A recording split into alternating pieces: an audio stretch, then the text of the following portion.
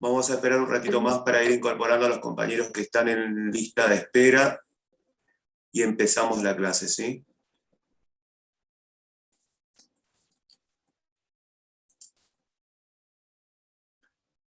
Son y 36, vamos a empezar la clase.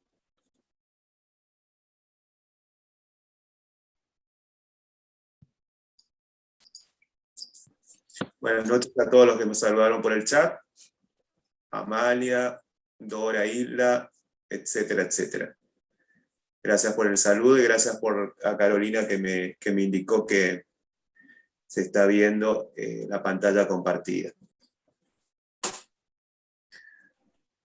Bueno, vamos a dar inicio a la clase de hoy. Vamos a hacer una suerte de recordatorio, como siempre me gusta hacer a mí, de lo que habíamos dejado. ¿Quién está hablando, por favor? Vamos a admitir a 3 más que hay acá. Y empezamos. Y listo. Por respeto a ustedes, que están en tiempo y forma, vamos a dar inicio a la clase de hoy. Bueno, ¿se acuerdan que nosotros habíamos terminado en una clase intensa la última vez, un poco pesada, con lo que era todo lo que tiene que ver con la parte más importante de los recursos vinculado con el conjunto de recursos denominados tributarios que el Estado tiene como particularidad que recauda sobre el patrimonio de terceros. Y esos terceros somos nosotros, en esa relación, ¿se acuerdan? Simbiótica, sujeto activo, sujeto pasivo, en el que en la masa de sujetos pasivos estábamos todos los ciudadanos. Hay una determinada parte de esos ciudadanos que tienen la particularidad que cuentan con un perfil, con una condición, con una característica, con un adjetivo. Ese adjetivo es la capacidad contributiva. Y decíamos que, basado en la capacidad contributiva, de los 3 recursos tributarios, tasas, contribuciones especiales e impuestos, los impuestos, que mayoritariamente son los más importantes y que servían para financiar todo el costo, básicamente, de los servicios públicos indivisibles y aquellos que el Estado, a través del gobierno, define que debe financiarse como parte de los monopolios que así definen y demás, eso fue el anclaje de la clase al final, decíamos que la capacidad contributiva era una suerte de medida objetiva de riqueza. Hicimos una aproximación de lo que sería el concepto, pero lo que quiero traerles para entrar en tema, digamos, porque ahora vamos a hablar de la clasificación de los impuestos, que se va a poner un poquito más pesado, por supuesto, es traerles como recordatorio qué entendíamos por capacidad contributiva. Cuando hablamos de capacidad contributiva es el adjetivo, el perfil, la condicionalidad, que básicamente tiene que ver con los impuestos. A ver. Ahí estamos. ¿Y cómo definíamos a la capacidad contributiva? Decíamos que es una medida o es una cuantía objetiva de riqueza o de valor en la que se encuentran determinados sujetos, es decir, una parte de la comunidad, que en esa relación simbiótica éramos todos, una parte de ellos tienen un perfil, un adjetivo, una unidad de valor que habilita a la norma legal, ¿para qué? Para que la parte más importante que tiene que ver con los recursos públicos esté habilitado para que justamente el Estado a través del fisco pueda recaudar. Por eso decíamos que esa capacidad contributiva no es otra cosa que la o una medida objetiva de riqueza de esos sujetos pasivos, entendiendo como sujetos pasivos aquellos que en esa relación, reitero, en la que estamos todos, no somos todos los que tenemos capacidad contributiva. Hay determinados sujetos de esa relación que lo están. Y es por eso que la norma es quien la debe definir. Y es justamente en la acción de administrar financieramente por parte del Estado como sujeto de derecho público que la misma debe adecuarse a la política fiscal. Es decir, al principio de cada año, ¿qué es lo que hace la madre de todas las leyes, que es el presupuesto, define en qué se va a gastar, pero a su vez, en forma paralela, la contracara de la moneda. ¿Cómo va a recaudar el fisco a través de esa ley de presupuesto para poder financiar el gasto? Y nos hacíamos un planteo en la última clase. Decíamos, bueno, pero a ver, vamos a admitir los dos últimos compañeros y ya elimino las admisiones. ¿Cómo medíamos esa capacidad contributiva? ¿Cómo medíamos esa condición, ese adjetivo, esa medida objetiva de valor, de riqueza, en forma general? Y al efecto decíamos que hay solamente 3 formas a través de las cuales la norma legal puede definir la capacidad contributiva de un impuesto. Recuerden, estamos hablando de impuestos, la tercera pata de los recursos tributarios que son los más importantes. Y no hay otro. Uno es la renta,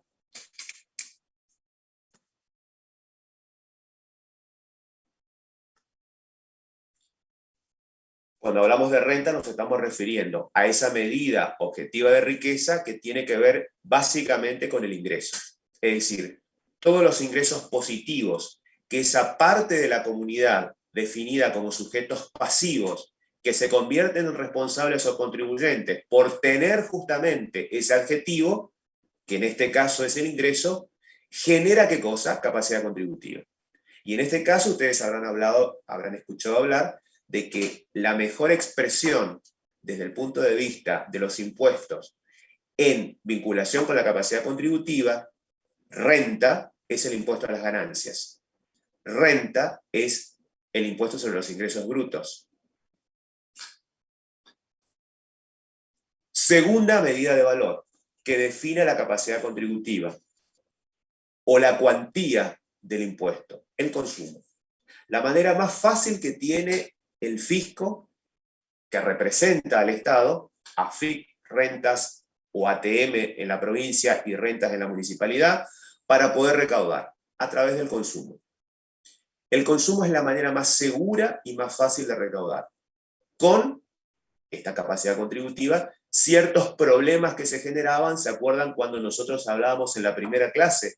Que si bien el consumo era la mejor manera de recaudar y la forma más segura, porque todos consumimos algún servicio, algún bien, alguna locación, etcétera, pero el efecto que tiene en esa medida de valor, que es la capacidad contributiva, consumo, hay que tener mucho cuidado cuando uno hace la definición de la política fiscal del Estado.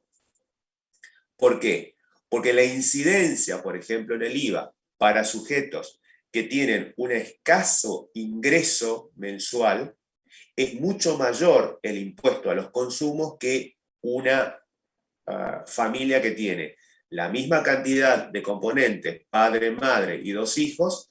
No es lo mismo la incidencia de una familia que tiene un ingreso de 70.000 pesos, que es el valor de la canasta básica, eso es lo que se publicó hoy, 70.000 pesos es la canasta básica, respecto a una familia que con la misma cantidad de personas integrantes tiene un ingreso de 100.000 pesos o tiene un ingreso de 200.000. La incidencia en el consumo de ese impuesto es distorsivo ¿para quién? Para los que tienen menores ingresos. Eso se acuerdan de la primera clase. Simplemente recordatorio y ver un poco cómo se empiezan a relacionar todos los conceptos que hemos venido dando.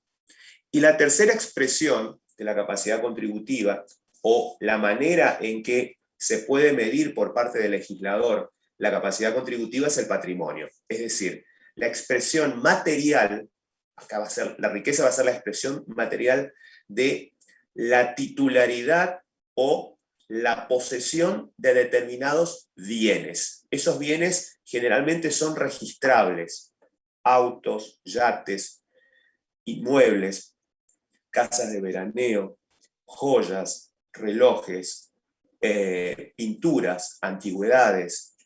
Todo eso tiene que ver con el patrimonio. Entonces no hay otra forma en que el legislador, basado en la norma legal, recuerden que quien habilita al fisco a poder recaudar es la norma legal tributaria que pueda medir esa capacidad contributiva.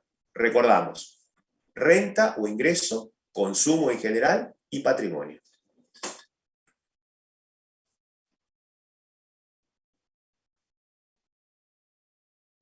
Bien, ubicados en lo que habíamos terminado la última vez, todo esto lo hago ¿para qué?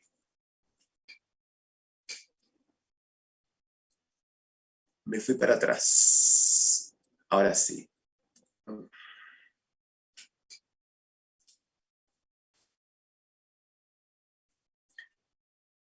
Para recordar un poquito lo que tenía que ver con impuestos.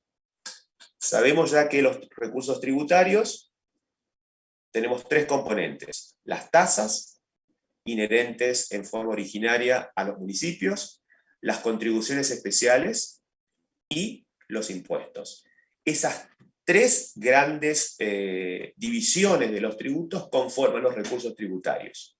Ahora bien, voy a tratar, como hice en los últimos 5 minutos de la clase anterior, definir las características del impuesto, por antonomasia o por contraposición respecto a cada uno de ellos. Vamos a decir que existen dos posturas que se plantean por oposición entre lo que es el concepto de tasa, como una contraprestación por un servicio debidamente individualizado, en donde el sujeto que lo recibe está obligado al pago.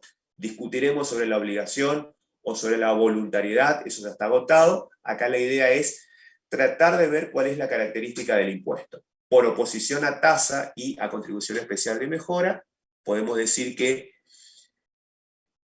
el impuesto nace de una relación jurídica que está basada en una norma legal, que es la norma tributaria.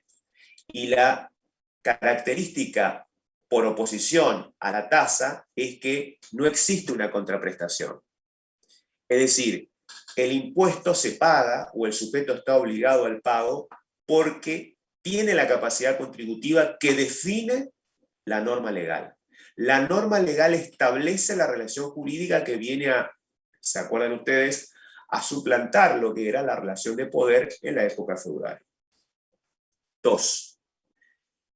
Respecto a esta condición, idéntica situación a la anterior, no existe para el sujeto un incremento diferencial en el valor venal del bien respecto a la contribución especial de mejoras, que se acuerdan ustedes era el segundo tributo que se generaba a partir de una obra pública, que se ejecutaba por parte del Estado y que tenía por fin financiar el costo de la misma. De la misma manera que en 1.1, y por oposición tomando como base la contribución especial de mejoras, decimos que en este caso no existe para el sujeto pasivo. ¿Quién? El sujeto pasivo del impuesto, un incremento de valor, un incremento diferencial o un valor de venta producto de una obra ejecutada que incrementa el precio o el valor venal del bien inmueble. Segundo, siempre por oposición a tasa y contribución especial de mejora, se basa en el principio definido en la plantilla anterior de capacidad contributiva. De esa masa de sujetos pasivos, quienes tienen el adjetivo o tienen la característica o tienen el perfil vía el ingreso o renta, vía el consumo y el patrimonio, que los pone, según la norma legal, habilitados para poder ser sujetos responsables o contribuyentes y que el fisco pueda exigirles el pago del impuesto, es porque tienen una capacidad contributiva, basada en esas tres patas. Tienen por fin cubrir, como les había dicho en la clase anterior, el costo de los servicios públicos divisibles y aquella parte de los divisibles que el Estado ha decidido hacerse cargo o no distribuir entre los usuarios. Eso es lo que más me interesa que sepan como conclusión. Vamos a la clasificación que tiene que ver básicamente con la clase a partir de hoy. Nos ubicamos en eso que era bastante complicado y vamos directamente a la clasificación que es fundamental.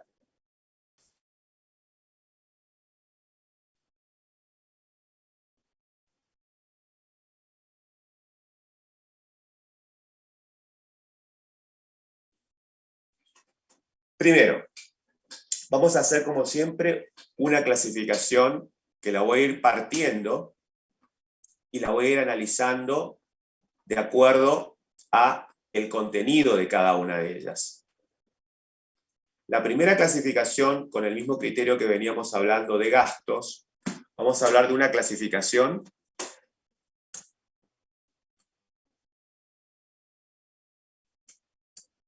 tradicional o una clasificación clásica. ¿Qué es lo que pretendo que ustedes entiendan acá? Básicamente lo siguiente. La clásica o tradicional, que podemos englobarlo como clasificación A mayúscula, define a los tributos en A, directos. Siempre trabajo con el tema del positivo y negativo, de la cara y contracara. Contracara de los directos, B, indirectos. Por otro lado, C, reales. Contracara de los reales, personales. E, generales. Contracara de los generales, especiales. G, periódicos. Contracara de los periódicos, aquellos que se cobran por única vez. Todos estos conforman un conglomerado de una clasificación que viene de las finanzas públicas, que lo van a encontrar en cualquier tipo de libro de finanzas. Yo básicamente sigo a Harach, pero pueden seguir a cualquier otro, con más o menos el acompañamiento de lo que les he dado en clase, está permitido. Vamos a hacer el análisis de cada uno de ellos. Cuando se dice que un impuesto, respondiendo a la clasificación clásica o tradicional, se denomina directos. ¿Y por qué esta clasificación y por qué esta diferenciación?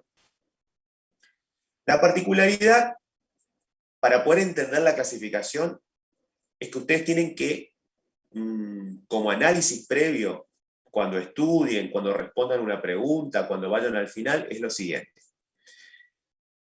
La norma tributaria es la norma legal, que establece, como digo siempre, la relación jurídica entre el fisco, que pretende recaudar, y nosotros, que somos contribuyentes o responsables, que tenemos una condición, un perfil, por la renta, por el consumo o por el patrimonio, que habilita al fisco a que cobre o efectúe su pretensión, que me meta la mano en el bolsillo. ¿Estamos? Entonces, desde ese lugar, tienen que entender cuándo un impuesto es directo y cuándo un impuesto es indirecto. ¿Por qué? Porque todo está en la norma legal. La norma legal me va a definir, ¿qué cosa?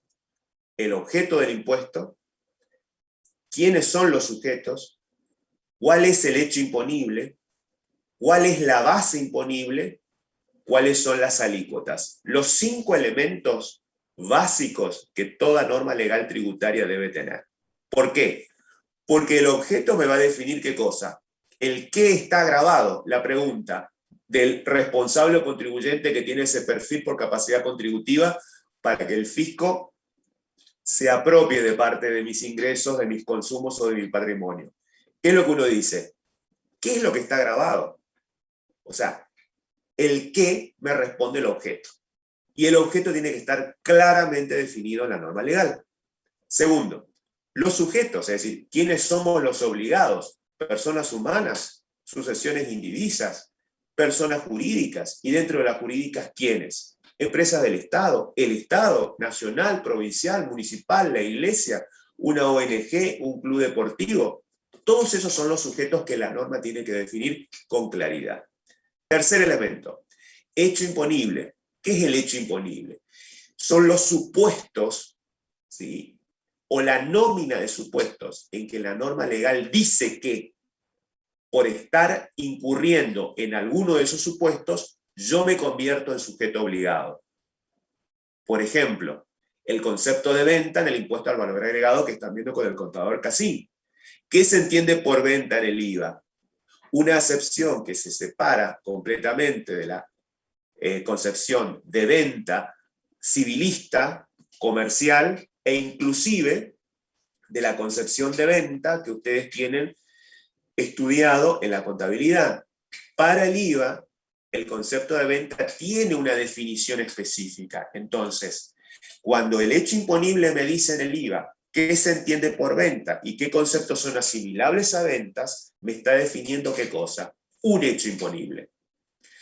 Lo mismo pasa con la locación, lo mismo pasa con la prestación de servicios, lo mismo pasa con las exportaciones y demás. Entonces, la norma legal es que me tiene que definir, reitero, el objeto, el qué está grabado, quiénes son los sujetos, los hechos imponibles son los supuestos en el que se basa el legislador para gravar con un impuesto a los sujetos comprendidos dentro del objeto, y la base imponible. ¿Qué es la base imponible? El cuarto elemento de toda norma legal tributaria. Básicamente es la cuantificación de ¿qué?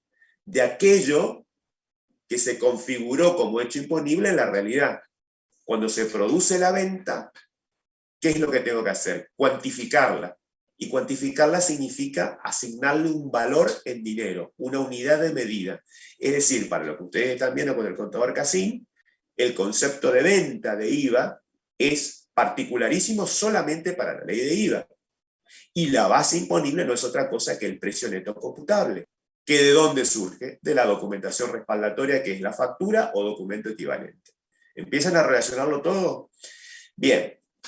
Quinto elemento, la alícuota. ¿Qué es la alícuota? El porcentaje que se va a aplicar sobre la base imponible y que va a determinar ¿qué cosa? El valor del impuesto a pagar. Entonces, 5 elementos, reitero: objeto, sujetos, hechos imponibles o hecho imponible solamente, base imponible y alícuota. 5 elementos básicos que la norma legal tiene que definir. Entonces, si yo, desde ese lugar, sabiendo lo que es una norma legal impositiva o una norma legal tributaria, que establece la relación jurídica tributaria entre esa parte de los ciudadanos que tienen capacidad contributiva y que habilita al fisco en representación del Estado para poder recaudar, voy a decir que un impuesto es directo, de acuerdo a la clasificación tradicional y clásica, cuando el que soporta efectivamente el mismo es el que está definido en la norma legal. Es decir, quien tiene la obligación de pagar el impuesto es el sujeto de derecho definido en la norma. Por eso digo que son los que efectivamente ponen la mano en el bolsillo y deben ingresar el tributo, porque están designados en la norma. No se trasladan, es decir, es el sujeto de derecho, el indicado en el articulado de lo que ustedes están viendo en la ley de IVA, cuando habla de sujetos en el artículo 4, que dice, serán sujetos pasivos del impuesto, y hace la nómina. A, B, C, D, E, por ejemplo, califica a un sujeto muy particular como las empresas constructoras. ¿Se acuerdan de eso? Bien, es la empresa constructora quien debe poner la mano en el bolsillo para pagar el IVA. Ahora bien, ¿sería directo el impuesto al valor agregado? Y yo diría que no. ¿Por qué? Porque el IVA tiene una particularidad que, por contraposición, lo vamos a ver enseguida. Justamente el IVA no es un impuesto directo, es un impuesto indirecto. ¿Por qué? Porque el IVA es trasladable, mientras que los denominados impuestos directos tienen la particularidad de que no se trasladan. Tienen un efecto progresivo sobre el ingreso, vale decir que, de acuerdo a la capacidad contributiva, ingreso o renta, aquel que más tiene, más debe pagar. Y la particularidad es que dentro del conglomerado de lo que es la organización política que consagra la Constitución, recuerden, sistema representativo, republicano y federal, el Estado federado, de las provincias que han cedido el poder, una parte del poder, entre ellos el fiscal a la nación, las provincias conservan todo aquello que no han delegado. Entonces, en el caso de los impuestos directos, son potestad exclusivas de las provincias. Es decir, cuando hablamos de impuestos directos, la particularidad sustancial, por oposición a los indirectos, es que el sujeto que lo paga es el sujeto de derecho. es una potestad exclusiva e indelegable de las provincias, vale decir que todos los impuestos provinciales son directos. Y la particularidad es que, como quien paga es el sujeto de derecho, no se trasladan, el efecto es progresivo porque la capacidad contributiva que toma como base es justamente la renta o el ingreso. A medida que se incrementan los ingresos, el impuesto a pagar también aumenta en forma directamente proporcional. Vamos a los indirectos. Por oposición siempre, dentro de la clasificación clásica.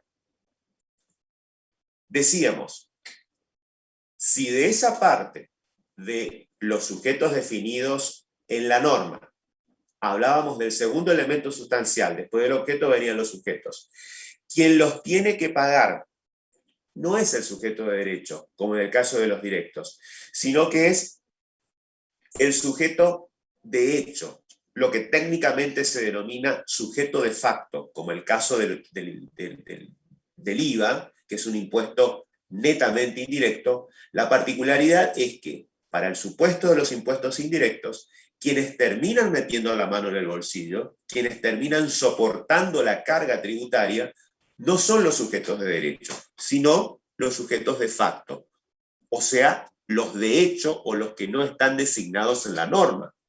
Ustedes me dirán, ¿pero cómo? ¿Cómo le va a cobrar el fisco a alguien que la normativa, por obligación, debería indicar como sujeto en la norma tributaria? Y sí, pasa en el IVA. ¿Por qué? Porque en el IVA, que es el típico impuesto indirecto en la República Argentina, que vía la capacidad contributiva denominada consumo, la manera más fácil de recaudar, ¿quién termina pagándolo? Cada uno de nosotros, cuando actuamos como consumidores finales. Y ustedes me van a decir, ¿y dónde dice en la ley que es el consumidor final? Porque ustedes habrán visto con el contador Cassin que se da un fenómeno que es sustancial, que es el de la traslación.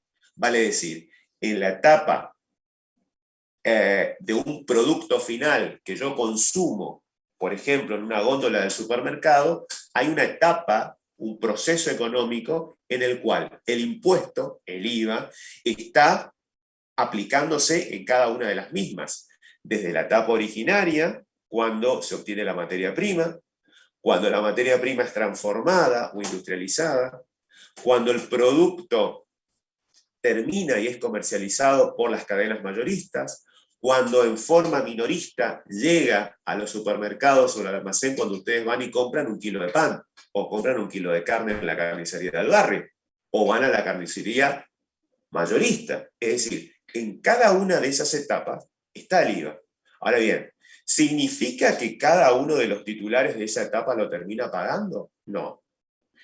No es que es decir, se grava el impuesto a cada una de las etapas, pero quien lo termina pagando finalmente es el consumidor final.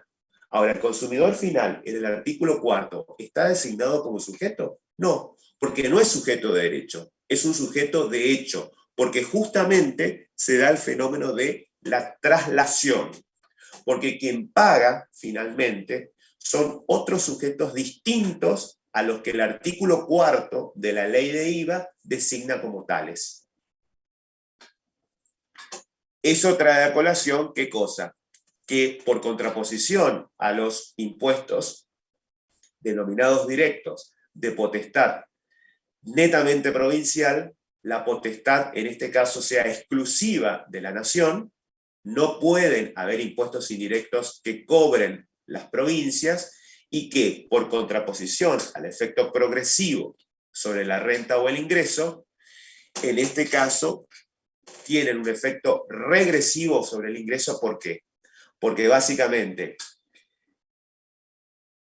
para el caso del impuesto al valor agregado, a medida que yo tengo mayores ingresos como capacidad contributiva, renta o ingreso, el efecto sobre el consumo va a ser diferente en aquellas personas que tienen mayor capacidad de ingreso a aquellos que tienen menor capacidad de ingreso. No es lo mismo, como hablábamos en la primera clase y nos conocimos, el efecto que tiene el IVA sobre los productos básicos en una familia de escasos ingresos respecto a una familia de un ingreso promedio de 300.000 pesos. ¿Por qué? Porque todos van a consumir la misma cantidad de leche, la misma cantidad de carne, o deberían al menos, en este país no pasa, pero debería ser así, pero la incidencia respecto al ingreso es regresivo. ¿Por qué? Porque la incidencia es mayor en las familias o grupos de familia de menores ingresos. Por eso el efecto no es progresivo, como en el caso de los directos, sino regresivo. Y son potestad exclusiva de la nación. Es decir, en este caso las provincias, por el sistema representativo republicano y federal, han delegado la potestad tributaria en favor de la nación para poder, ¿qué cosa? Cobrar los impuestos indirectos.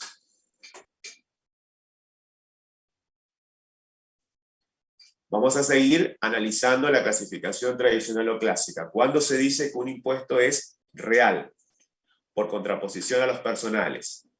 Acá, para poder acordarse, tienen que ver lo siguiente. Mientras los directos e indirectos tienen que visualizar la normativa legal, los 5 elementos de la normativa legal tributaria, para ver si es potestad de las provincias o de la nación, y si se produce el proceso de traslación o no, y quién lo termina pagando, el sujeto de derecho o el sujeto de hecho. Acá en los reales, lo que tienen que visualizar y recordar es, un impuesto es real cuando existe escasa o nula colaboración o actitud por parte del responsable contribuyente para hacer la liquidación administrativa del impuesto. Es decir, ¿a qué me estoy refiriendo?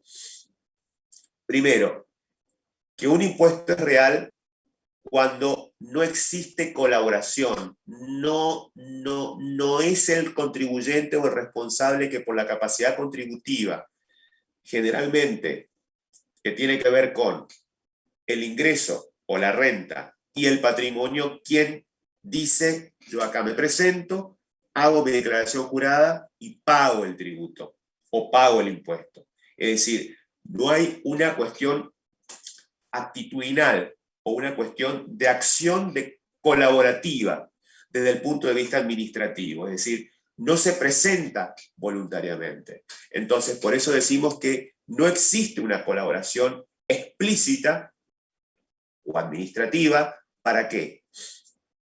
Para liquidar el tributo.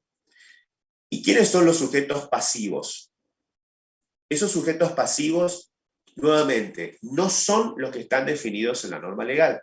Es decir, no son los sujetos de derecho. Nuevamente, son los sujetos de hecho.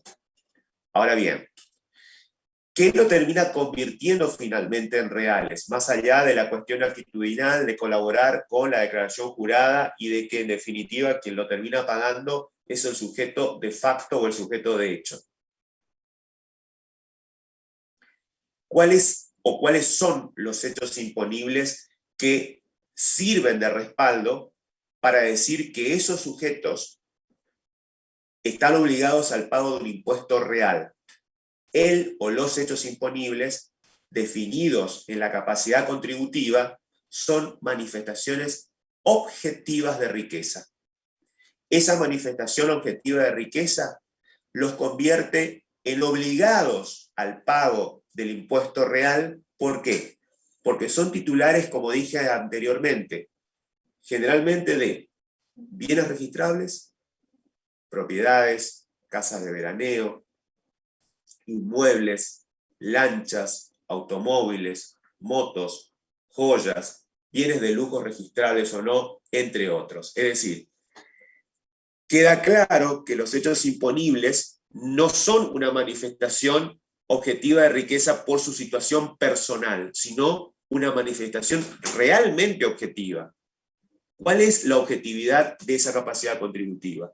El ser dueños, o el ser titulares, o el ser poseedores, ejercer el título de poseedores de un bien que físicamente tiene que estar registrado, o que físicamente tiene una representación corpórea. Por eso doy los ejemplos: casas de veraneo, casas de lujo, bienes de lujos y demás. Por tanto, ven que empieza a haber una suerte de correlación. ¿Por qué? Porque decíamos que en el caso de los impuestos indirectos, en donde el sujeto que estaba obligado al pago del impuesto era el sujeto de facto o el de hecho que no estaba indicado en la norma, para el caso de los reales, también pasa de que los sujetos que están obligados al ingreso del mismo no están definidos en la norma. Quien paga un impuesto real, ¿quién es? Es el que no está definido en la norma y que por tanto es el sujeto de hecho. El solo hecho, valga la redundancia, de ser titular, poseedor de una unidad dominial registrable, en los ejemplos que les acabo de dar, obliga a ¿qué? A pagar el tributo. Ahora bien, si yo soy dueño de una casa de veraneo en Ituzaingó, ¿la voy a declarar? Generalmente no. Por eso es que no hay una colaboración administrativa en la presentación de la declaración jurada y en el posterior ingreso. Es el fisco quien va a detectar, como es un bien registrable, que yo soy titular, además de mi casa que uso como casa de habitación, de una casa quizás en Mar del Plata, de una cabaña en Ituzaingó, de una casa de fin de semana, supongamos, en San Martín de los Andes, un departamento en Avenida Alvear en Buenos Aires. Es decir, yo además de mi casa habitación tengo otras propiedades. Por eso no hay colaboración administrativa. Quien es poseedor de las mismas no va a hacer voluntariamente la presentación administrativa de determinar la declaración jurada y pagar el impuesto por ser titular o poseedor de esos bienes registrables. Por oposición, la oposición de los impuestos reales son los impuestos personales. ¿Qué pasa en este caso?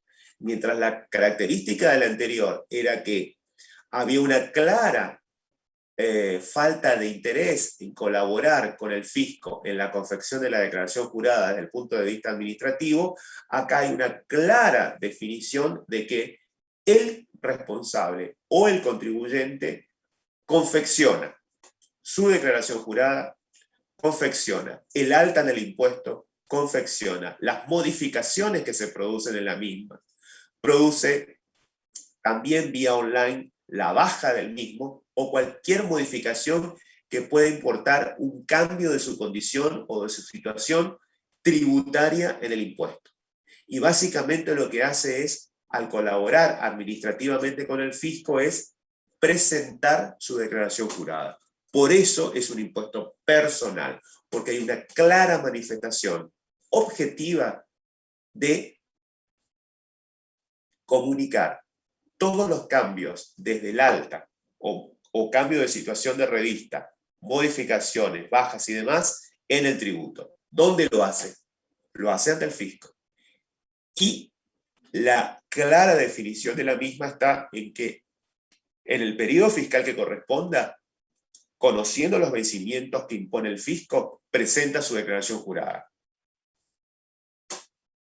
¿Y qué pasa con esos sujetos o esos responsables o contribuyentes?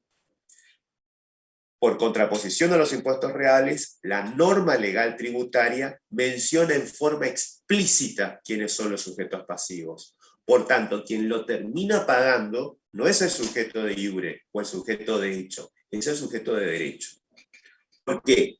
Porque los sujetos pasivos, en forma concurrente con el hecho imponible, son los que definen la capacidad contributiva. ¿Y definen qué cosa? La capacidad contributiva no por la manifestación objetiva de riqueza como los reales. Acá son personales, además de la cuestión actitudinal de colaborar con el fisco, no la riqueza, sino la situación o las circunstancias personales en las que se encuentran los sujetos. Por ejemplo, riqueza, cargas de familia, entre otros.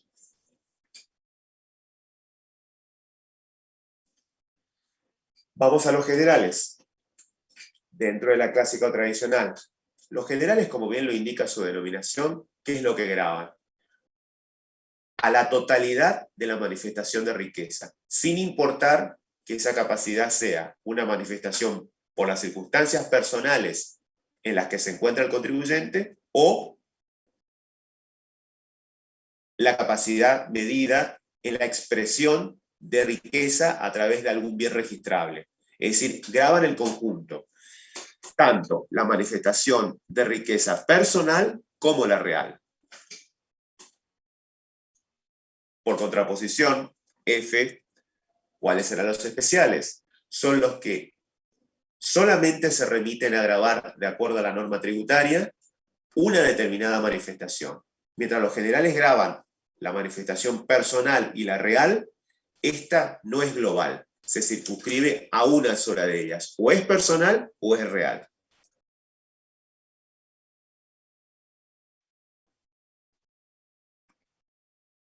¿Cuándo es periódico? Punto G. Acá lo que ustedes tienen que ver es de qué manera se expresa o de qué manera se mide la capacidad contributiva, de qué manera materialmente ustedes tienen conocimiento de la manifestación de riqueza. La manifestación de riqueza, para que sea periódica, es continua en el tiempo. Es decir, el impuesto a las ganancias es una manifestación objetiva de riqueza a través de la capacidad contributiva ingreso, fuente positiva, que se da a lo largo del periodo fiscal. Hay una continuidad en la fuente positiva de ingreso. Mientras que, por eso digo que la manifestación es de cálculo continua porque de manera permanente o periódica se va produciendo la capacidad contributiva, que es la manifestación objetiva de riqueza.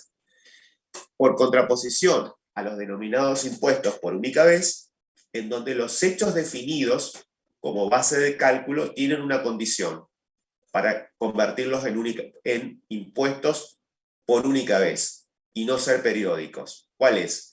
Que los hechos imponibles son ocasionales, que los hechos imponibles son accidentales, que los hechos imponibles aparecen como una manifestación de riqueza en forma esporádica.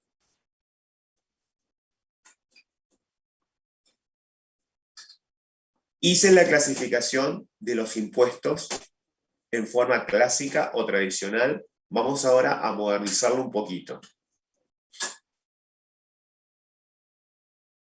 Vamos a hacer una clasificación un poquito más actualizada, según el monto imponible del impuesto, es decir, según la base imponible del impuesto. Hay que unir ¿qué cosas? Hay que unir de la norma legal tributaria 3 elementos. El hecho imponible, la base imponible y las alícuotas. ¿Se acuerdan que la norma tributaria tenía como elementos sustanciales el objeto, el o los sujetos, el hecho o los hechos imponibles, la base imponible y la alícuota? Acá uno nada más que 3 variables: el hecho imponible, la base imponible y las alícuotas. Entonces, voy a decir que, de acuerdo a esta clasificación, uniendo estos 3 elementos de la norma legal, que es la que define la relación jurídica, y no de poder, a los denominados impuestos: A, fijos; B, graduales; C, proporcionales; D, progresivos; y E, regresivos.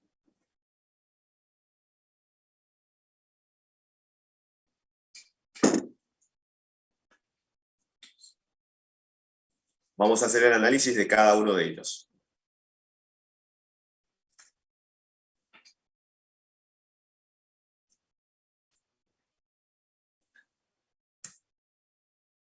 ¿Cuándo un impuesto es fijo?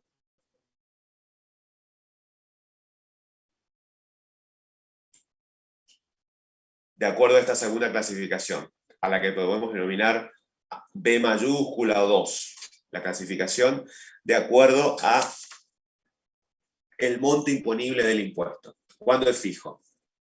Cuando justamente, como su denominación lo indica, son sumas fijas o determinadas sobre cada hecho imponible tomado individualmente.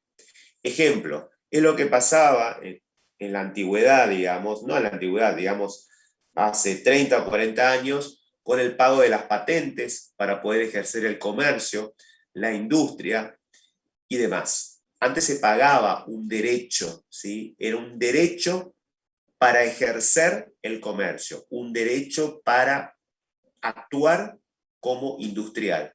Eso pasó en el siglo pasado, básicamente, principios de este siglo, prácticamente está desactualizado, pero la clasificación nos obliga a nombrarlos. Es decir, se cobra un derecho, se cobra un importe fijo, ese importe fijo representa el hecho imponible grabado. Más actual, por contraposición a los fijos. Decíamos, punto B, los graduales. Si para poder clasificar a estos impuestos desde el punto de vista del monto imponible, yo tomo los tres elementos de la norma tributaria, recuerden, el hecho imponible, la base imponible y la alícuota, voy a decir que un impuesto es gradual cuando, ante un incremento del monto imponible o de la base imponible, se produce un incremento directamente proporcional en el impuesto a pagar. Vale decir, a medida que se incrementa la base imponible, se incrementa el impuesto a ingresar al fisco. La relación es directamente proporcional y por eso es gradual. También puedo decir que es progresivo, sí, o directamente proporcional o progresivo. A medida que aumenta la base, aumenta el impuesto a ingresar. Porque estoy relacionando, recuerden chicos, los tres elementos de esta clasificación de la norma legal. Reitero, el hecho imponible o los hechos imponibles, la base imponible y la alícuota.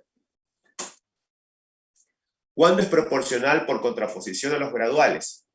Son los que tienen, del tercer elemento a considerar, que es la alícuota, una alícuota constante sobre la base imponible. Es decir, si lo que yo tomo para esta clasificación, que es más moderna, es el monto imponible, veo cuál es la incidencia que tiene la alícuota respecto a la base.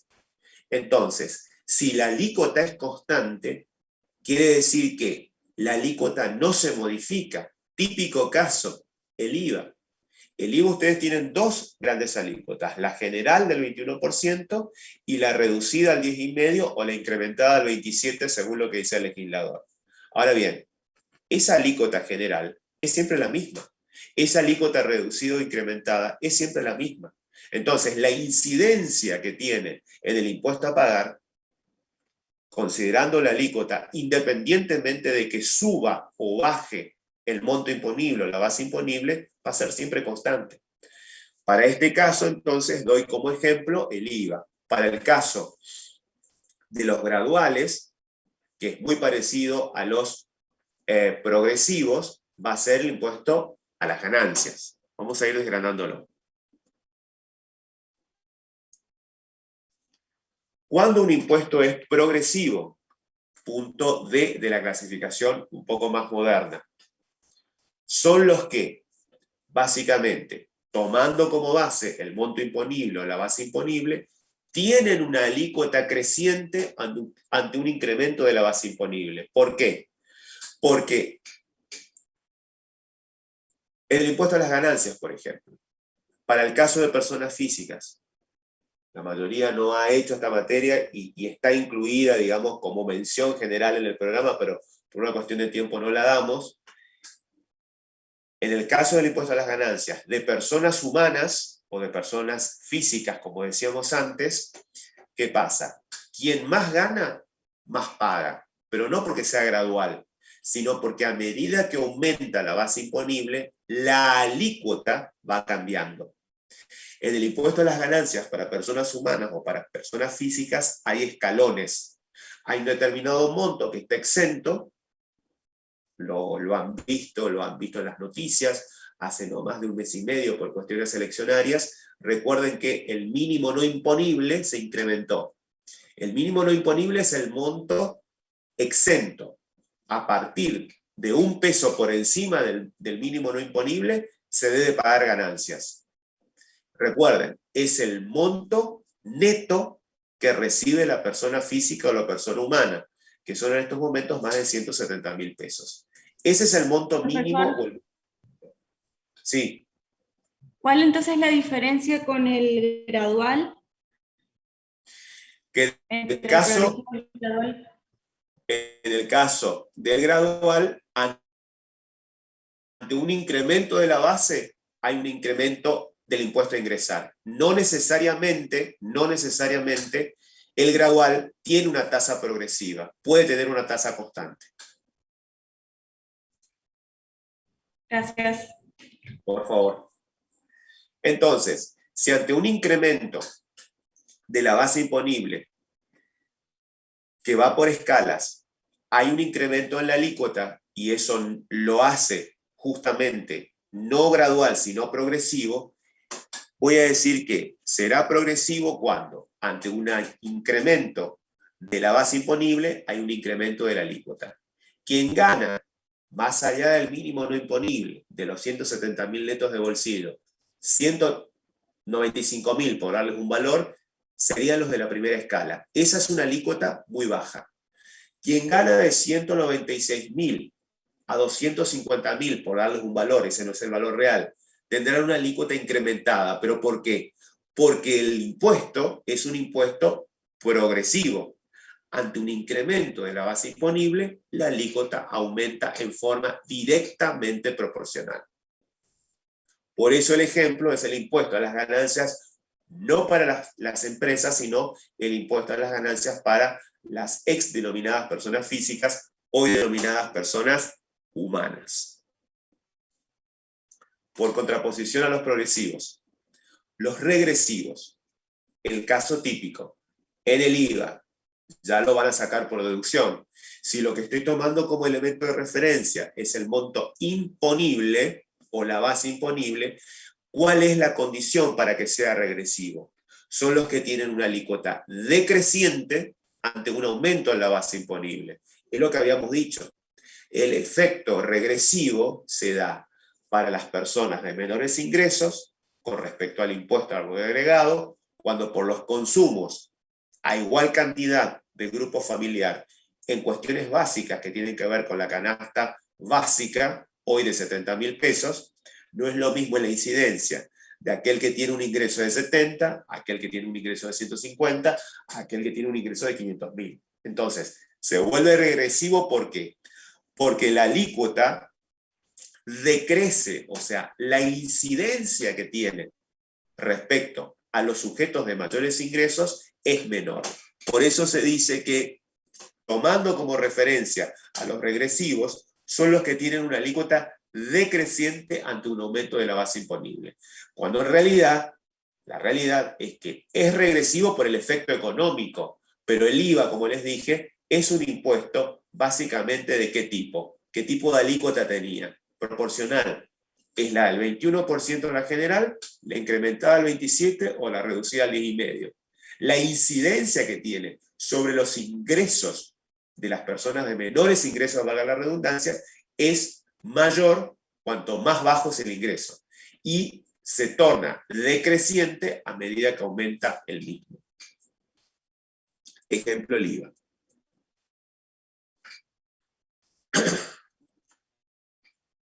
Hicimos la clasificación. Intensa, pesada. ¿Cuál es la idea? Nosotros estamos prácticamente promediando el 80% del contenido de lo que va a entrar en el primer parcial. Vamos a ubicarnos un poquito todo lo que hemos dado. Hemos tratado de ver cuál es la función del Estado desde el punto de vista de las finanzas públicas como sujeto de derecho público. Hemos definido a las necesidades públicas. Hemos definido a la relación simbiótica sujeto activo, sujeto pasivo. Hemos definido que dentro de la misma hay bienes y servicios denominados públicos que pueden ser divisibles e indivisibles. Paralelamente, lo que hemos dicho es que el Estado como sujeto de derecho público lo que tiene por fin es gastar, pero para poder gastar necesita la fuente positiva de los recursos. Entonces, ¿a qué estoy tratando de llegar? A la cereza arriba de la crema. ¿Sí? La crema arriba de la cereza, perdón, al revés. estoy tratando de llegar a armar ¿qué cosa? Por un lado, los recursos y por el otro lado, los gastos. A tratar de explicarles que en una T, ¿se acuerdan la T en contabilidad? Cuando les explicaron el debe y el haber, el nombre de esa T que tenía el nombre de la cuenta, bueno, exactamente eso es lo que pretendo como culminación del dictado de lo que va a ir en el primer parcial. La T no es otra cosa que el presupuesto. Y la T no es otra cosa que el presupuesto como norma legal fundamental en un Estado de Derecho normal, no como el nuestro que es un poco distorsionado. Fíjense que la ley de presupuesto se presenta como proyecto por parte del Ejecutivo al Poder Legislativo, ¿cuándo? En el mes de septiembre, antes del 30 de septiembre. A la medianoche del 30 de septiembre se presenta. Eso es típico, estamos en la Argentina. Se aprueba para que el Ejecutivo pueda gastar ¿cuándo? En el año calendario financiero inmediato siguiente, que va del 1 de enero al 31 de diciembre. Entonces, ¿qué es lo que yo pretendo que ustedes entiendan?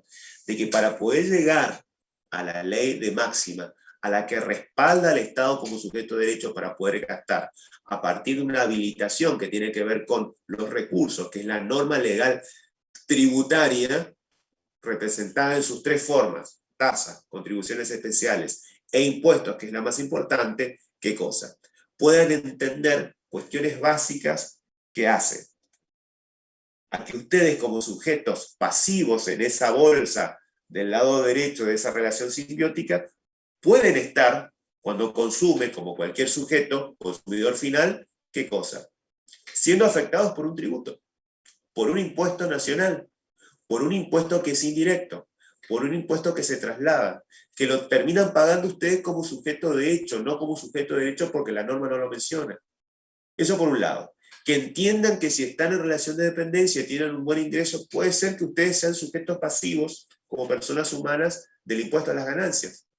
De que si ustedes tienen bienes registrables, un auto, una moto, una vivienda, una casa de lujo, o sean muy adinerados y tengan propiedades, tengan que pagar el impuesto al patrimonio como capacidad contributiva, ¿se entiende? Entonces, estoy llegando a esa última parte y como ya sé lo que son los recursos, como ya sé lo que son los gastos, como ya entendí lo que es o debería entender, les tocará a ustedes para el parcial demostrarlo después, estoy, o me falta, digamos, que eso que le decía, la cereza arriba de la crema, la parte más importante, el copete, la parte final, que son los principios de imposición. Es decir, cuáles son las cuestiones básicas, las cuestiones elementales que debe tener el legislador al momento de crear la ley, generar la ley y redactar la ley.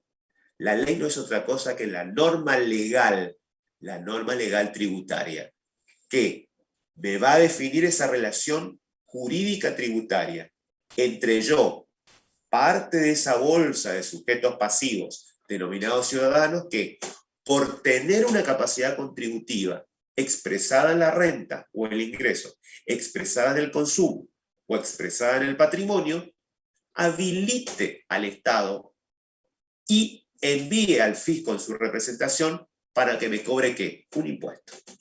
Entonces, es fundamental que la norma legal, que es la que viene a reemplazar en la relación jurídica a esa relación de poder que había antes, ¿se acuerdan que habíamos hablado de la época feudal? Bueno, que esa norma legal se base en 4 cuestiones básicas fundamentales. El legislador, el representante nuestro, al que votamos como diputado de la provincia y de cada una de las provincias, que se sienta en el Congreso, debería tener, para poder respaldar una norma legal tributaria, debería tener en cuenta 4 cuestiones básicas que ustedes tienen que aprender. A. El primer principio de imposición de cualquier norma legal tributaria, que es el principio de legalidad. ¿Parece una obviedad? Sí, parece una obviedad, pero muchas veces se generan normas tributarias que son ilegales. Segundo, igualdad. Parece una obviedad, pero muchas veces el principio de igualdad puede ser violentado o puede ser afectado. C. Economía. Parece una obviedad, pero los impuestos no tienen por qué ser complicados, no tienen por qué generarme un estrés como contribuyente para poder pagarlos y distorsionar los precios. ¿Pasa eso en Argentina? Y no. Y por último, neutralidad. Tiene que tener un efecto natural entre la oferta y la demanda. El Estado puede, a través de una norma legal tributaria, incidir en la oferta o en la demanda de un producto, sí, pero no lo puede distorsionar, porque si no estaría afectándose la neutralidad. Entonces, esos son los 4 principios básicos que nuestros legisladores, diputados en el Congreso, Cámara de Origen, deberían tener en cuenta al momento de generar las normas legales tributarias o impositivas.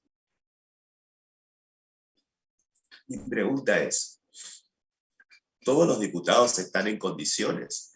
¿Tienen la más mínima idea de lo que es o son estos 4 principios básicos? La mayoría no. Está bien, no es necesario que lo sepan, no es necesario que sean contadores, no es necesario que sean abogados, pero hay que respetarlos. Y muchas veces las normas legales, no porque salgan de la Cámara de Diputados como tal, son legales o aseguran el principio de igualdad. Vamos a ir analizando cada uno de ellos.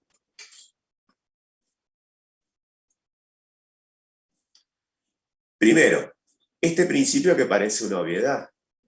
La relación de poder de la época feudal se ve sustituida hoy por una relación jurídica. Y esa relación jurídica tiene su sustento o su respaldo en la norma. ¿Qué norma? La ley.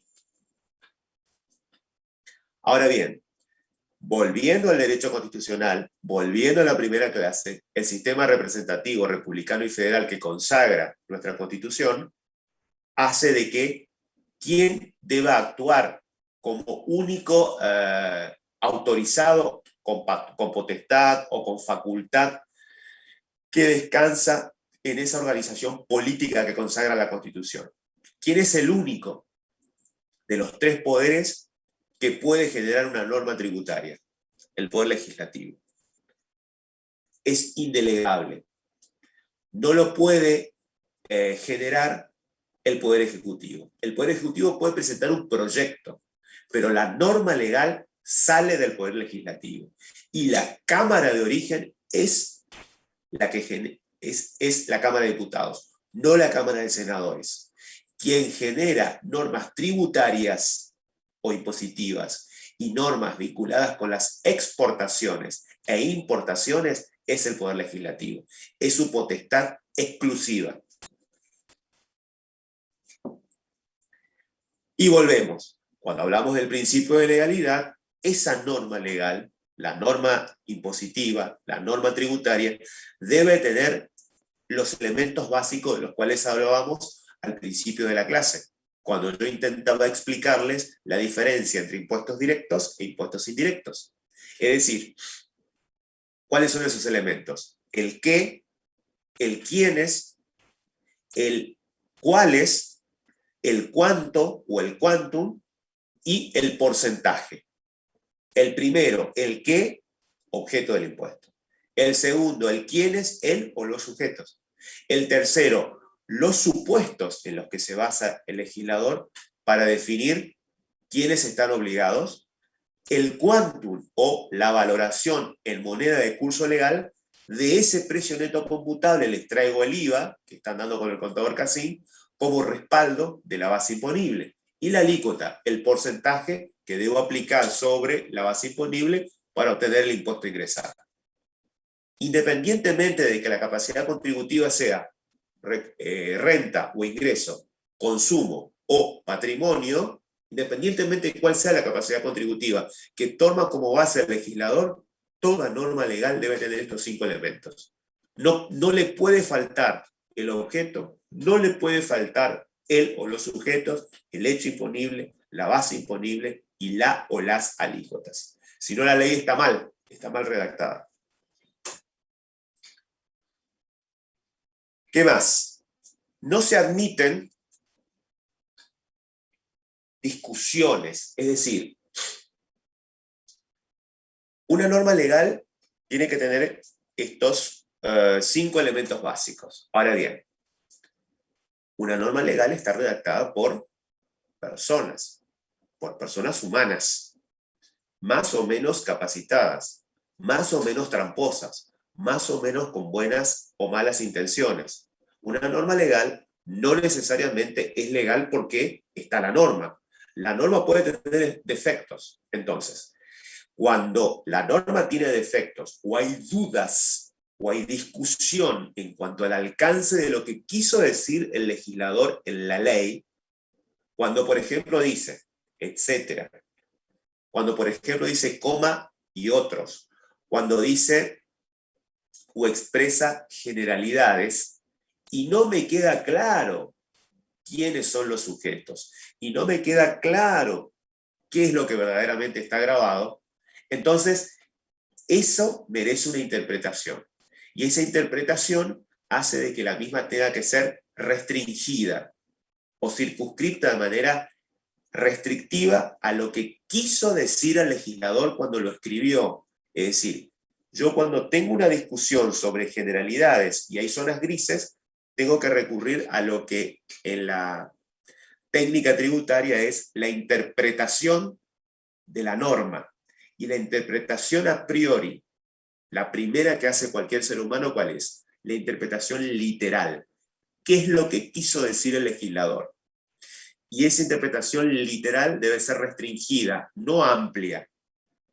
Si el legislador dijo personas humanas, y a mí no me queda claro qué son las personas humanas, yo tengo que ir al Código Civil y ver cuál es el alcance de personas humanas. Y cuando el legislador dijo ventas, y estoy en el impuesto al valor agregado, no es venta desde el punto de vista de la traslación de la cosa de acuerdo a lo que dice el Código Civil o el Código de Comercio, el que está unificado ahora, sino cuando el legislador dice venta, no es la venta civilista o comercial, es la venta que la propia ley de IVA dice que se aplica. ¿Para qué? Para el propio impuesto. Ven que cuando hablaron con el contador Casino, dieron la parte teórica, él les habrá dicho que el concepto de venta es solamente aplicable para la ley de IVA y se separa del concepto de venta de la contabilidad y se separa del concepto de venta civilista o comercial.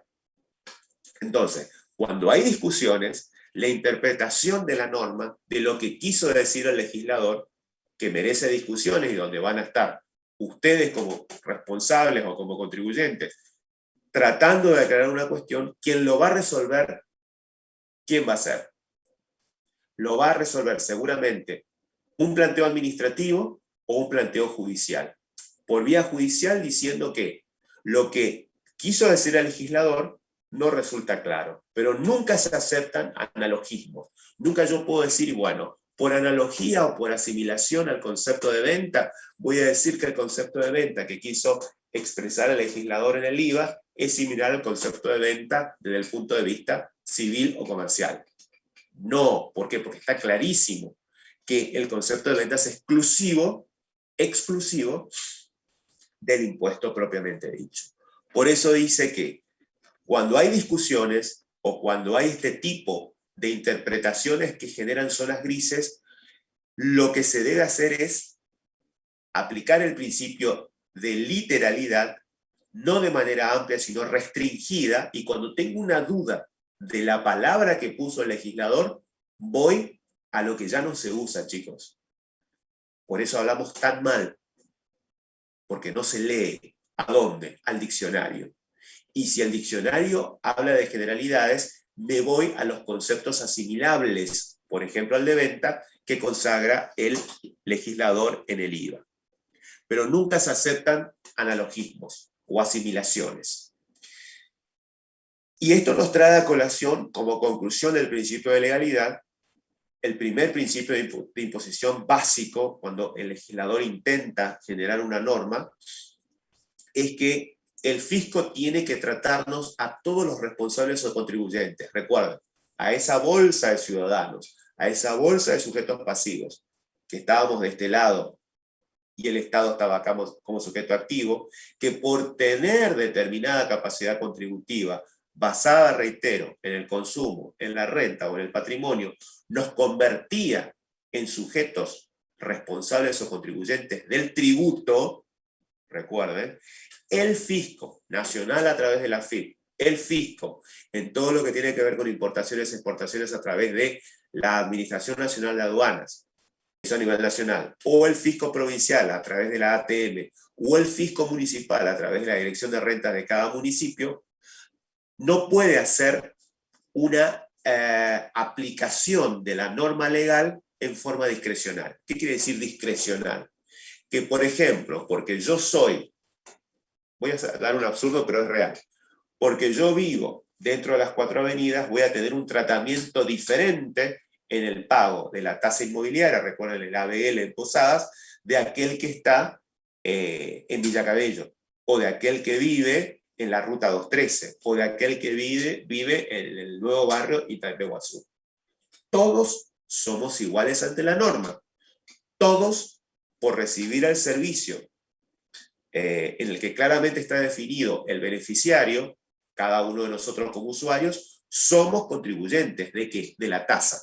¿Qué tasa? La inmobiliaria, la de alumbrado, barrido y limpieza, y estamos obligados a pagarlo. Entonces, la municipalidad no puede tener un tratamiento discrecional y darme un tratamiento diferente, más exigente o menos exigente a mí por estar dentro de las 4 avenidas, a aquel ciudadano que es responsable o contribuyente que vive en el Itaipeuazú.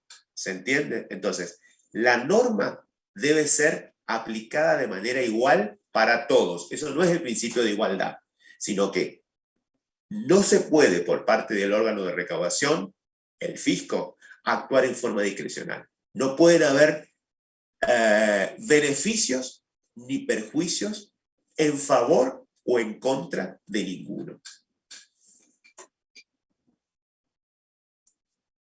Siguiendo con los principios de imposición.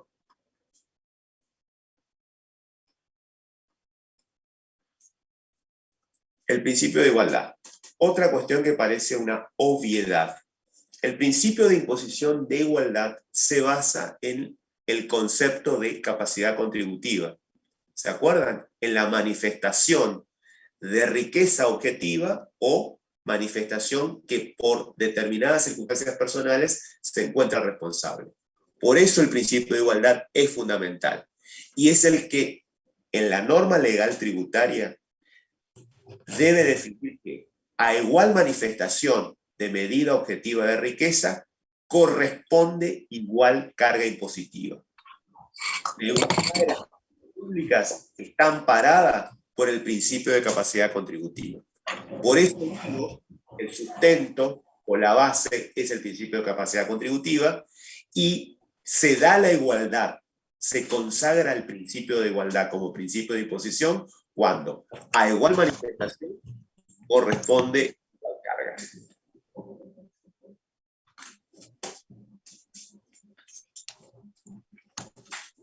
Sigo con los principios. Punto B, cubierto, igualdad. Punto C, economía.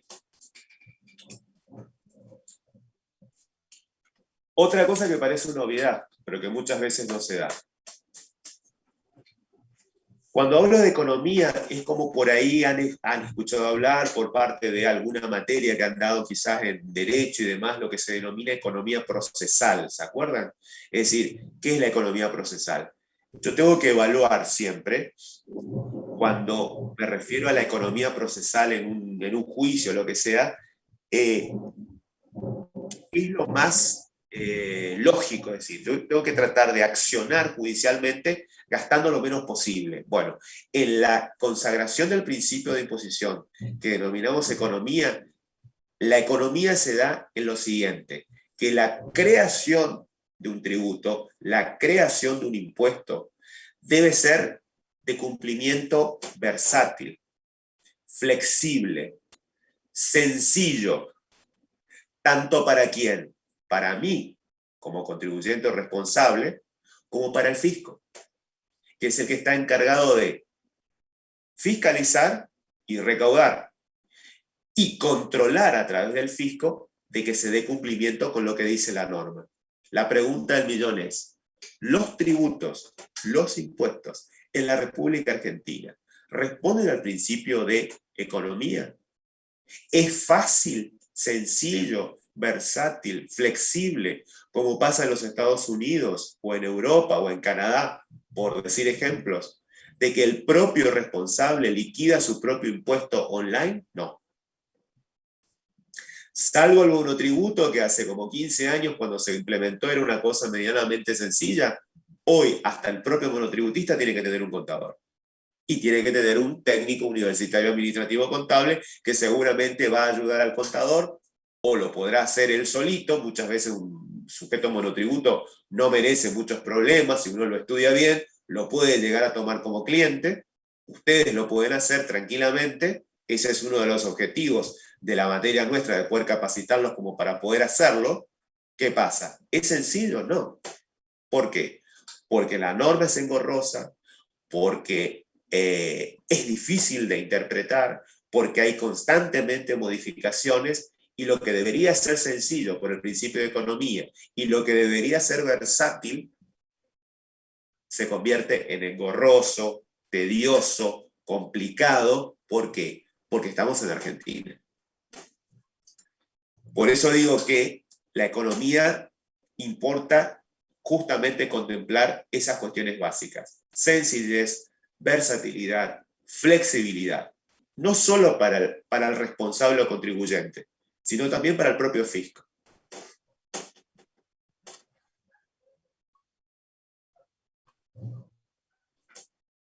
Último principio de imposición fundamental, el D, que habíamos definido como de neutralidad.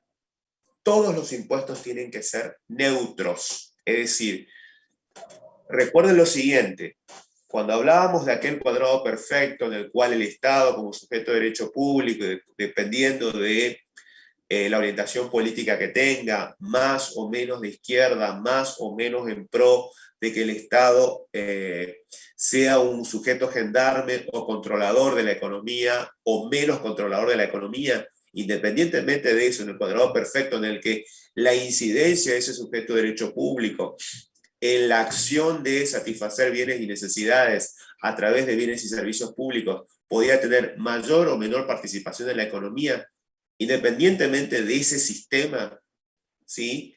Cuando hablamos de principios de imposición y nos referimos a la neutralidad, se refiere a que básicamente la creación de los impuestos no tiene por qué modificar las condiciones básicas de mercado. No puede haber, a través de la creación de una norma impositiva, una distorsión en la oferta y en la demanda de cualquier hecho imponible que se defina en la norma legal. Y menos aún, típico de lo que está pasando ahora, una distorsión o una clara afectación del nivel general de precios. ¿Qué es lo que está pasando ahora? Hay una infinidad de normas tributarias, cada vez más. Cada gobierno, independientemente del color político que tiene, ¿qué es lo que no puede lograr? El equilibrio. Siempre quieren gastar más de lo que recaudan. Entonces, para poder gastar más de lo que recaudan, generan nuevos tributos. Y en la generación de esos nuevos tributos se afecta el principio de neutralidad. Típico caso, el impuesto a la riqueza o a las grandes fortunas que se implementó con el nuevo gobierno. Políticamente, un gran show. En la práctica, afectaba la neutralidad, porque todos los que pagan los sujetos definidos en la norma legal como sujetos obligados como contribuyentes a pagar el impuesto a las grandes fortunas, ya pagan el impuesto a los bienes personales. Ya pagan un impuesto que, por la manifestación objetiva de riqueza, denominada capacidad contributiva, patrimonio, los obliga a pagar un determinado impuesto. A todo esto, también esos mismos sujetos, por este nuevo impuesto, deben pagar prácticamente lo mismo que pagan en bienes patrimoniales, nada más que por ser supuestamente millonarios o ricos. Entonces, la neutralidad, ¿qué es lo que pretende? Básicamente, evitar, ¿qué cosa? La distorsión. Y justamente, no solamente del nivel general de precios, que sería un ejemplo para lo que está sucediendo hoy, ayer justamente. ¿Qué es lo que está pasando? ¿El nivel general de precios está distorsionado por una carga impositiva monstruosa? Sí. ¿Está distorsionada por la inflación? Sí. La inflación es la causa de esa distorsión del nivel general de precios, sí. ¿Pero por qué? ¿Porque hay muchos impuestos? Sí, es una parte. Pero básicamente, ¿por qué razón? Porque hay una clara falta de política económica por parte del gobierno que está en un proceso eleccionario que está pretendiendo implementar un sistema de control de precios por lo que supuestamente es la distorsión que la generan, según ellos, ¿quiénes? La cadena que va desde la materia prima, pasando por la industria que produce el producto terminado, por los canales de distribución mayorista y minorista, hasta llegar a los productos de la canasta básica al consumidor final. Eso pretenden fijar precios controlados hasta el 7 de enero. ¿Para qué? Para de alguna manera tratar de frenar la inflación. Cuando en realidad la inflación no tiene que ver con eso. Es una parte, sí, pero el origen de todo eso es otro. Hoy por hoy, por ejemplo, chicos, ustedes lo habrán leído en las noticias, ustedes quieren cambiar los neumáticos de sus autos y son imposibles de comprar. Primero, por lo caros. Segundo, no hay. Tercero, con un control de precios, ¿van a aparecer las gomas que ustedes necesitan para cambiar? Estoy hablando de los neumáticos de los autos. Estoy hablando de los neumáticos de los camiones. Estoy hablando de cosas que generalmente son importadas en su totalidad, o de lo contrario, si se fabrican en la Argentina, tienen insumos importados. ¿Cuál es la realidad? ¿Hay neutralidad? No. ¿Por qué? Porque en realidad lo que se está haciendo es no liberar los pocos dólares que hay para poder importar. Ustedes hoy, a más de uno le debe pasar o debe tener un conocido, los autos usados son más caros que los 0 kilómetros. ¿Por qué? Porque no hay autos. Hay gente que tiene planes cancelados, hace más de 3 o 4 meses que están esperando el auto. ¿Por qué? Porque no se liberan los dólares para poder importarlos y para poder introducirlos a la Argentina, porque generalmente los autos se fabrican en el marco del Mercosur. No todos los autos se fabrican en la Argentina. Si algunos se fabrican acá, la mayoría tiene autopartes de Brasil o autopartes que vienen de Brasil y se terminan armando acá, o a la inversa, son directamente traídos de Brasil. Esos autos están en la aduana y la gente que ha terminado de pagar su plan, hablando mal y pronto, está a pie. Tiene un auto que es registrable, tiene un auto que ya lo canceló, y encima los avivados, porque estamos en Argentina, le van a cobrar un adicional. ¿Por qué? Porque el tiempo que está desde la permanencia en aduana hasta que lo reciba dentro de 1 o 2 meses, cuando el gobierno libere esos dólares y permita importar el vehículo, que no es un auto importado que viene de Alemania, o no es un BMW, no es un Mercedes-Benz, es un auto básico, puede ser un auto económico. Los autos no son fabricados el 100% en la Argentina. Hay autos que vienen directamente de Brasil. Entonces, un auto económico de 1,5 millones, 2 millones de pesos, hoy, usado, en 2019 o 2020, sale más caro que ese 0 kilómetro que está demorado en aduana. Para traerlos a la realidad, la neutralidad que implica justamente que los tributos, que los impuestos no deben modificar esas condiciones de mercado. Básicamente ni la oferta ni la demanda, y menos aún el nivel general de precios. Vamos a ver si ya aprendimos los principios de imposición, los 5 principios: neutralidad, economía, igualdad y legalidad, cómo esos principios se aplican al derecho constitucional argentino. ¿Qué dice nuestra Constitución respecto a estos principios que hemos aprendido? Primer principio: legalidad. La Constitución Nacional así lo consagra. Igualdad, con el mismo alcance. Proporcionalidad, del cual no hablamos. Y por último, de no confiscatoriedad. Es decir, ¿cuál es la idea? que entendiendo los principios de imposición, lo que debe considerar el legislador para generar la norma legal impositiva, ahora vamos a ver de qué manera nuestra Constitución Nacional, que es el respaldo de nuestra organización política y social, también lo trae y lo menciona, uno a uno. Principio de legalidad.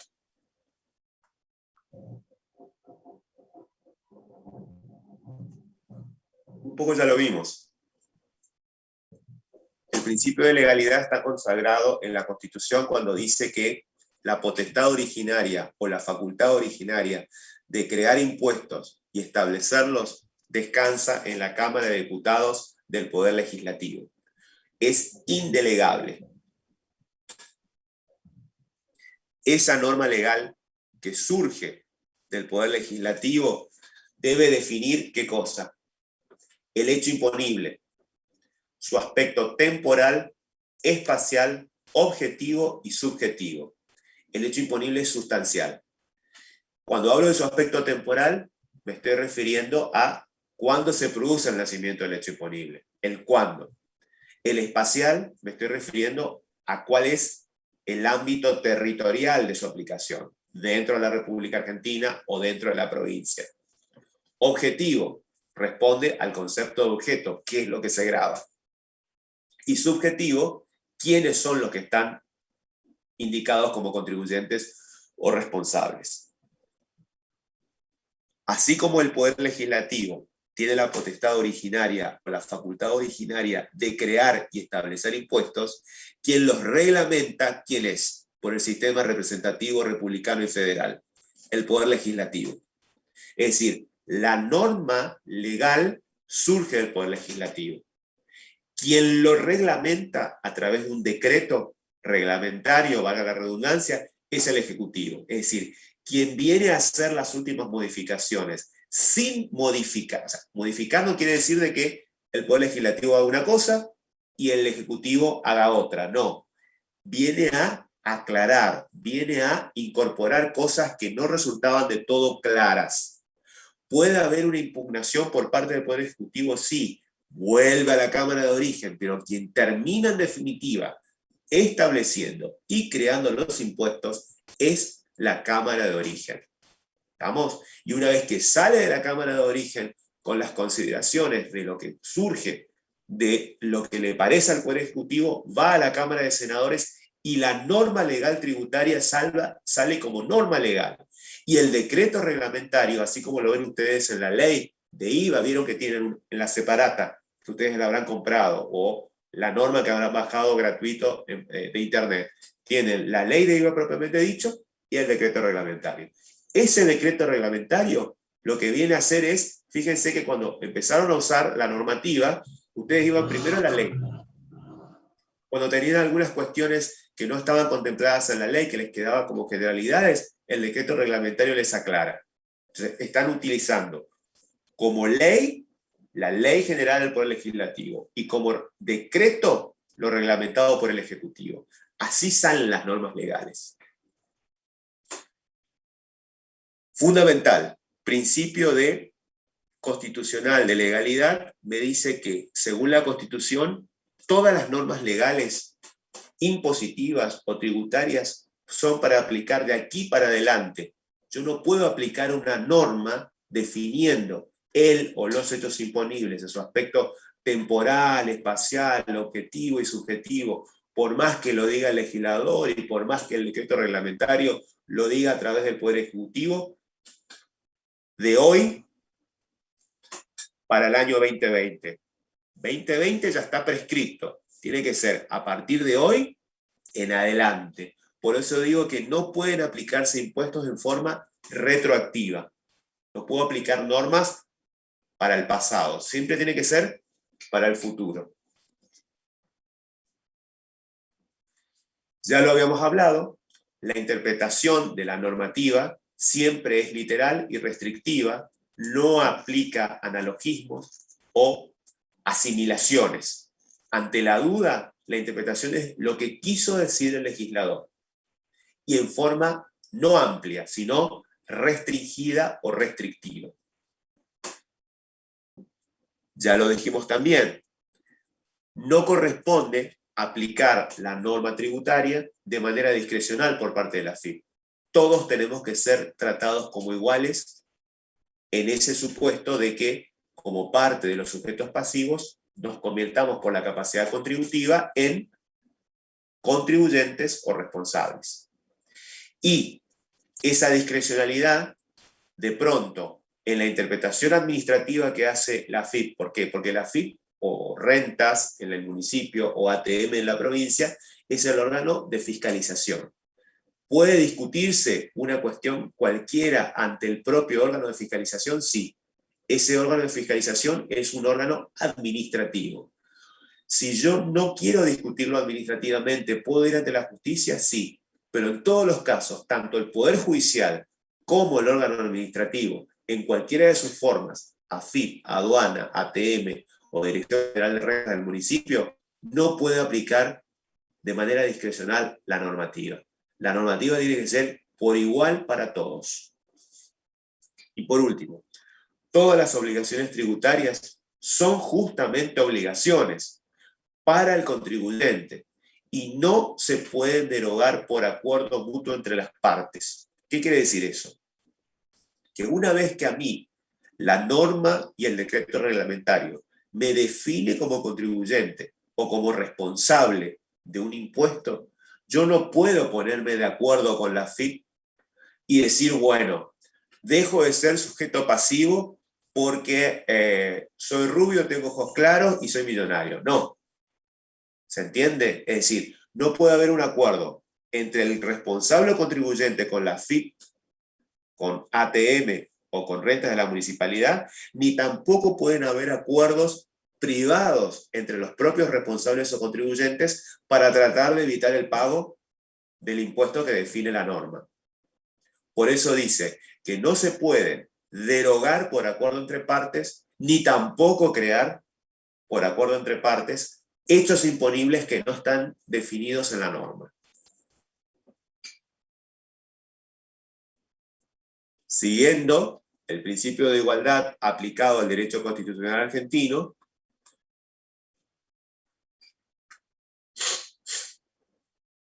vamos a la igualdad, que ya lo tenemos prácticamente agotado. La Constitución consagra de que la igualdad es la base de las cargas públicas. Esto está contemplado, lo habrán visto en derecho constitucional, en el artículo 17. La igualdad es la base de las cargas públicas. Quiere decir esto que la norma legal tributaria, la norma legal impositiva, debe tratar de manera idéntica a sujetos que están en idéntica situación y respetar esa igualdad.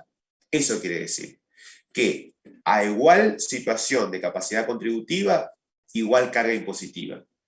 Por eso digo que la norma debe dar un tratamiento idéntico a sujetos que se encuentren en la misma situación. Y respetarlo. Si existe una violación al mismo, se está afectando el principio de igualdad. Entonces la pregunta es, si el principio de igualdad o el principio de legalidad no es respetado, ¿quién lo resuelve? La justicia. El principio de igualdad tiene su base, su sustento, su respaldo, su porqué en la capacidad contributiva. El concepto que habíamos dado en la última clase y que yo empecé como recordatorio a explicar nuevamente en la primera parte de la clase de hoy. Ahora bien, consagración final. ¿Quién es el que asegura el cumplimiento del principio de igualdad? Como también el principio de legalidad. Es el Poder Judicial. El Poder Judicial es el que va a decir si el principio de igualdad está o no resguardado, está o no protegido. Y es el contribuyente responsable quien considere afectado el principio de igualdad o el de legalidad en su caso, que por una extralimitación o por una violación parcial, total, o como él lo considera, debe accionar frente al Poder Judicial. Y es el Poder Judicial, como tercer poder, quien va a decir, bueno, la norma legal impositiva, no protege o no asegura el principio de igualdad. Porque de acuerdo a lo que plantea el responsable contribuyente, existe un tratamiento básico en el que la igualdad, que debería ser la base de las cargas públicas, o sujetos que deberían tener un tratamiento idéntico, tienen un tratamiento diferencial o desigual. Pero el Poder Judicial va a actuar cuando hay una acción, cuando yo considero que existe un principio que está siendo violado.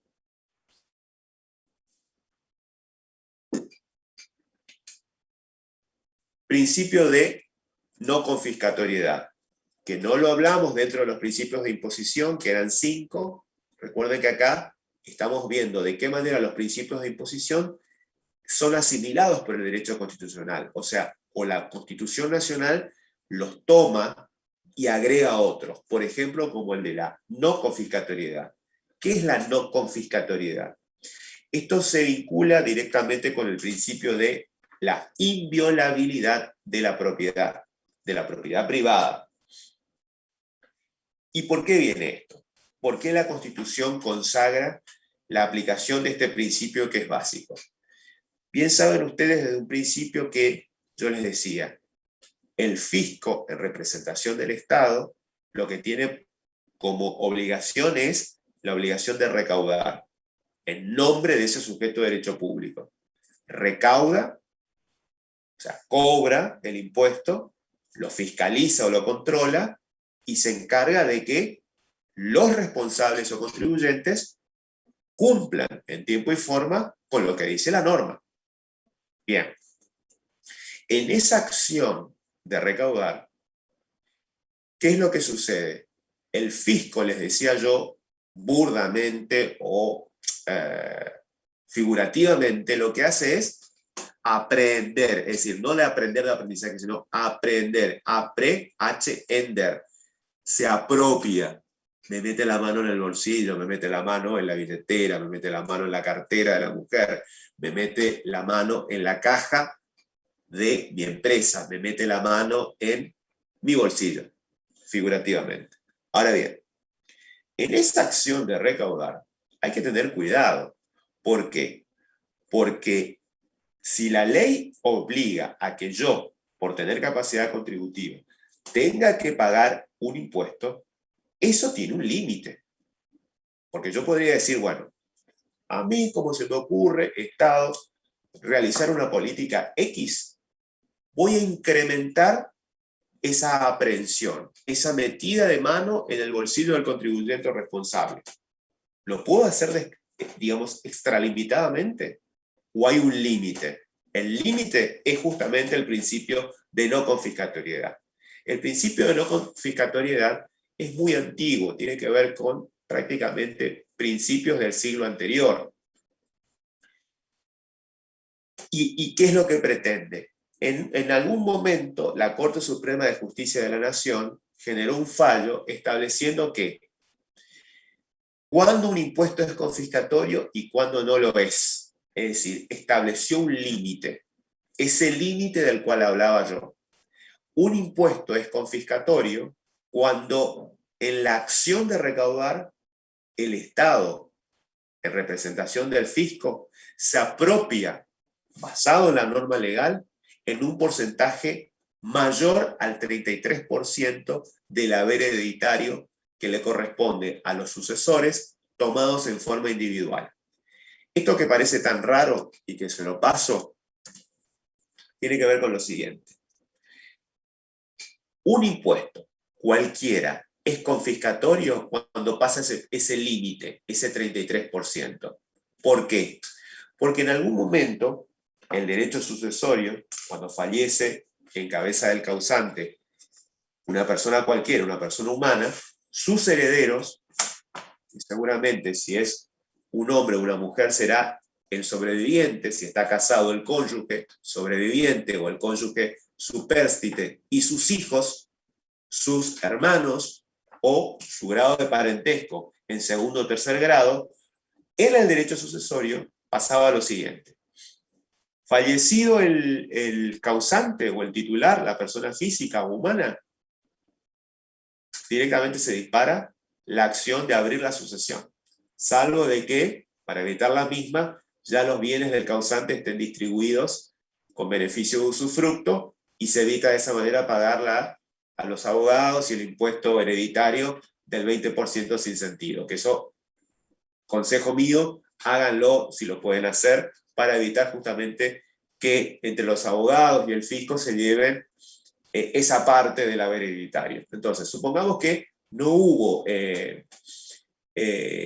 ese papel, no hubo un anticipo de herencia por parte del causante, supongamos que no hubo la distribución de bienes con beneficio de usufructo y que entremos en un sucesorio. El sucesorio es simple, fallece la persona, se activa un sujeto de derecho, es una persona jurídica especial denominada sucesión indivisa, está mencionado ya como sujeto dentro del artículo 4 de la ley de IVA, las sucesiones indivisas. ¿Esa sucesión indivisa qué es? Es una ficción, es una persona jurídica que surge entre el momento en que fallece la persona humana y el momento en que se produce la distribución del haber hereditario. Durante ese tiempo, generalmente, el cónyuge sobreviviente, la esposa o el esposo, o de lo contrario, de común acuerdo entre los herederos, el hermano mayor o alguno de ellos, es el administrador de la sucesión. Durante ese tiempo, los bienes y las obligaciones tienen que ser administradas por el titular o el representante de la sucesión indivisa. ¿Hasta cuándo? Hasta que se produzca, la división de ese haber hereditario, en donde el haber hereditario implica distribuir bienes, ¿sí?, de la sucesión y obligaciones que tenía el causante y que siguen por el tiempo que dura la sucesión. Entonces, la Corte, ¿qué dijo?